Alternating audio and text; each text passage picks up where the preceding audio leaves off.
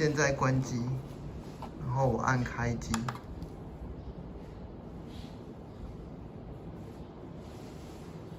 然后红蓝色的闪烁，然后最后蓝灯，但是屏幕都没有亮。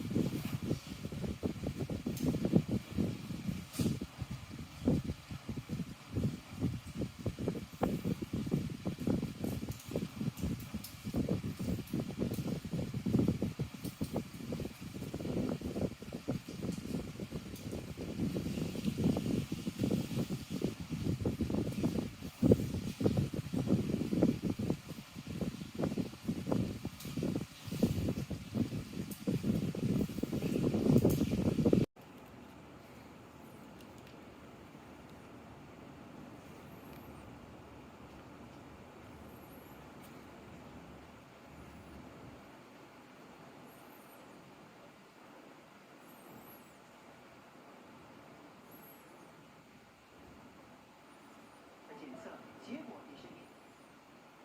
面对面交谈超过15分钟的同仁荒野，两人居家办公，要求进行自我的健康监测。而这名确诊的书记官工作的第二办公大楼也进行大规模消毒，同一个楼层的纪录科人员下周开始一律居家办公。